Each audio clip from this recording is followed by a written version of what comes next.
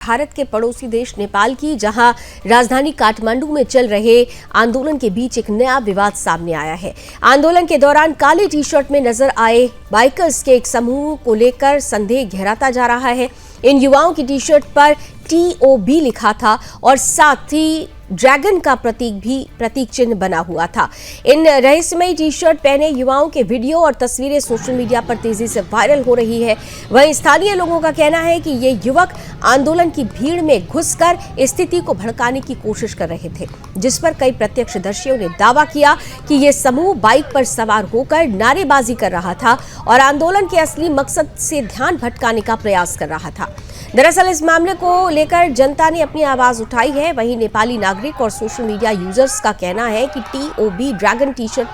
Gang की पूरी जांच की जानी चाहिए। अब जनता का सवाल ये है कि आखिर ये युवक कौन है, इनका आंदोलन से आखिर क्या संबंध है और इनके टी शर्ट पर ड्रैगन जैसे चिन्ह क्यों बने हुए थे।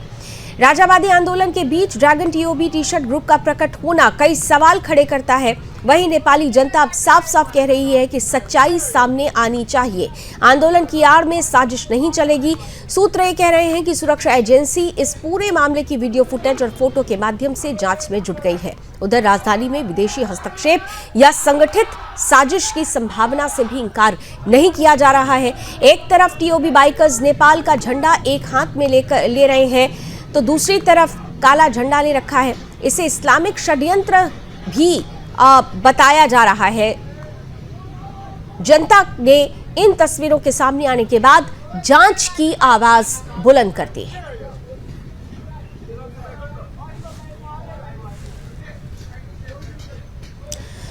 और संवाददाता सुबोध कुमार इस वक्त हमारे साथ जुड़ चुके हैं ज्यादा जानकारी के साथ। सुबोध, एक तरफ तो आंदोलन और आंदोलन के बीच में ऐसे लोग जो टी शर्ट पहने हुए TOB लिखी हुई और उसमें काले झंडे, जांच की मांग उठ रही है। क्या पता चल पाया है अब तक इन लोगों के बारे में? जी बिल्कुल, आपको लावनी आपको बता दूं कि जिस तरह से नेपाल में समा खुशी के पास में जिस तरह से आंदोलनकारी जो राजा लाओ देश बचाओ का नारो लगा रहे थे, उसके बीच में वहां के नेपाल प्रशासन के द्वारा कुछ संदेहास्पद मामले को देखते हुए उन्होंने रैली को रोका गया और आंदोलन को शांतिपूर्ण से उसको अभी नहीं करने की सलाह दी गई। उसके बाद में आंदोलनकारी जो है अपने आंदोलन को बंद करके फिर अगला आदेश जारी किया कि हम लोग नेक्स्ट सैटरडे को हम लोग आंदोलन करेंगे और राजा को लाने के पक्ष में हम लोग आंदोलन करेंगे। दूसरी तरफ देखा जाए तो ये 100 की 150 की संख्या में जो बाइकर्स थे, वो बाइकर्स में जो कि काला टी शर्ट और काला टी शर्ट के पीछे ड्रैगन का फोटो और TOB लिखा गया था, जबकि वो बाइकर्स बता रहे हैं कि हम तिब्बतियन ब्लड ओल्ड ब्लड वाले हैं, जबकि उस तरह की किसी भी तरह की जो नेपाली जनता है वो नेपाल प्रशासन से मांग की है कि इन बाइकर्स को सत्यापन किया जाए और ये बाइकर्स कौन है। दूसरी तरफ देखा जाए तो विदेशी एजेंसियां जैसे अमेरिका जैसी एजेंसियां अभी नेपाल में काम कर रही है और नेपाल चपेट में ले चुकी है और पड़ोसी देश को बदनाम करने की साजिश ये लोग रच रहे हैं। जबकि ये जेनजेट के जो आंदोलन हुआ था उसमें दिखाया गया था और सही भी पाया गया था कि जो काला टी शर्ट और काला मास्क में जो भी ये आंदोलन के पीछे में शूटर थे, जिसका 75 की संख्या में लगभग जो जाने गवाई थी, शहीद हुए थे, उसमें ये सब विदेशी एजेंसियां की हाथ बताई जा रही है। अब रहा बात की नेपाली जनता और वहां के राजनीतिक संगठन जो है, ये काला टी शर्ट ये जो बाइकर थे उन पे जांच एजेंसियां से मांग की है कि जल्द से जल्द इस तरह की जांच की जाए ताकि हमारे जो नेपाल में जेनजेट युवा पुस्ता है और नेपाली जनता है आंदोलन कर रहे हैं अपने धर्म और संस्कृति हिंदू राष्ट्र बताने के लिए, उसमें इस तरह का घुसपैठ जब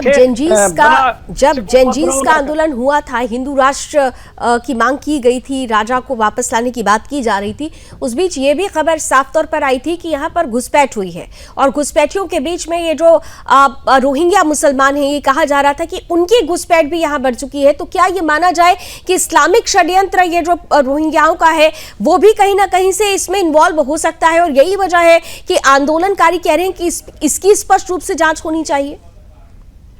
बिल्कुल, आपको लावनी ये बात फिर अभी भी हमने बताई थी कि ये जो काला ड्रेस है, हम इस काला ड्रेस को ISIS के जो ड्रेस है उस ड्रेस से मानते भी हैं, और जितने भी ये बाइकर्स है उसमें आप स्पष्ट वीडियो में देखिए कि सारा कोई अपना चेहरे पर मास्क, काला मास्क लगाए हुए हैं और काला टी-शर्ट, और एक तरफ नेपाली झंडा भी रखे हुए हैं तो दूसरी तरफ हाथ में काला झंडा लेके विरोध, जबकि राजा आओ देश बचाओ के आंदोलन में सिर्फ नेपाली राष्ट्रीय ध्वज लेके ही लोग पहुंच रहे हैं और वहां पे अपने राजा की वापसी की मांग कर रहे हैं। जी बिल्कुल, तो यहाँ पर जो परिस्थिति बनी है उसके बाद से ही ये कहा जा रहा था कि नेपाल भी इस्लामिक षड्यंत्रकारियों की जद में आ चुका है और यही वजह है कि राजा आओ देश बचाओ, जब ये आंदोलन चल रहा हो, हिंदू राष्ट्र की पुनः मांग हो रही हो, तो ऐसे में इनका क्या काम है। आंदोलन को रोक दिया गया है फिलहाल, जैसा सुबोध आपने बताया, क्योंकि पहले भी हमने देखा था कि जब आंदोलन हो रहा था तो उस आंदोलन में ऐसे ही विरोधी तत्व घुसे, कुछ इस्लामिक षड्यंत्रकारी घुसे और आंदोलन की दिशा ही बदल दी गई थी। इसीलिए इस बार ये कदम उठाया गया कि इस आंदोलन को आगे करेंगे। तो आगे की जो रूपरेखा है, क्या उसके बारे में कोई जानकारी है आपके पास?